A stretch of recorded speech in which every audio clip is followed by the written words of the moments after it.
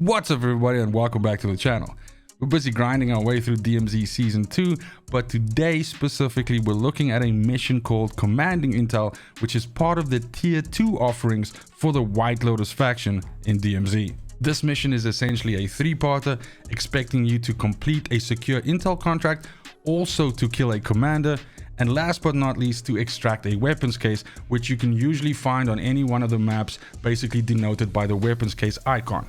Now, the good thing about this mission is that you don't need to do these in the order that they mentioned in the mission, and at the same time you also don't need to do these in one deployment. So you can space this out as you are able to accomplish these objectives, but starting us off with the first one, complete a secure intel contract. This is of course the contract that you pick up that then expects you to go find a hard drive and then to take that hard drive and climb a tower which will be denoted for you, and once you get to the top of the tower you upload the hard drive data and that completes the contract. Now, the knock-on effect of completing one of these secure intel contracts is it then usually highlights a commander for you, and that basically points you to the second part of this mission, which is to go and kill a commander. Now, when it comes to killing a commander, of course you have some options here. The commander helo should also count for this objective, as well as someone like the chemist, for instance, would also count for this objective, since they do also count as commanders.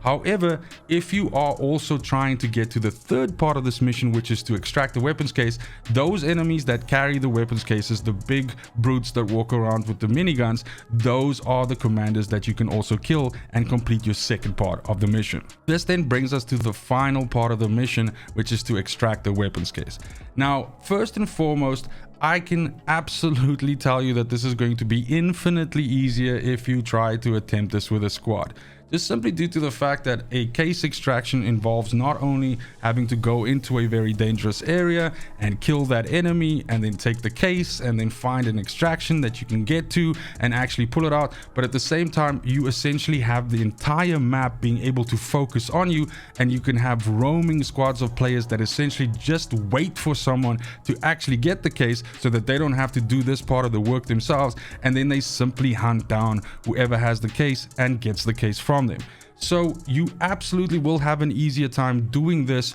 with a squad, but since this is a video that helps you to try and do this solo, I will explain it from a solo perspective, and as you can see in the footage in the background when I did it. Now, there's a couple of things that kind of like need to click into place for me before I attempt a solo extraction, and by far one of the most important things is the placement of the weapons case. In other words, which one of the areas it is. I specifically favor the village extraction to the top here, which sits right below Al-Mazrah city, since getting to this commander is super easy and you don't actually have to wade through a lot of his reinforcements to do so, and at the same time, more often than not, you have an extraction site quite close by, which means you can literally grab the case and be down there to call a helicopter before too much of the server has a chance to respond to how you are moving around. Another thing that absolutely counts in your favor here is speed. The minute you come into the map, the closer you are to this also plays a role, because if you have to travel halfway across the map, in other words, find a vehicle first and then start making your way there, you are losing valuable minutes that gives enemy players time to set up nearby and to get into position to potentially challenge you when you move in here. Overall, your biggest chance of success lies in the first 5 minutes of a deployment, as every minute after that essentially decreases your chance of success as more and more players could potentially congregate into the area. I have to also admit that whichever time in real time you actually attempt this might also play a different role here. Especially if you, for instance, try it very early in the morning in a weekday, you'll have less chance of players being there than, for instance, you know, on a Saturday morning or a Saturday afternoon, or at night when most people have come home from work or whatever they were doing and they're actually jumping onto the game. So you kind of have to play this by ear.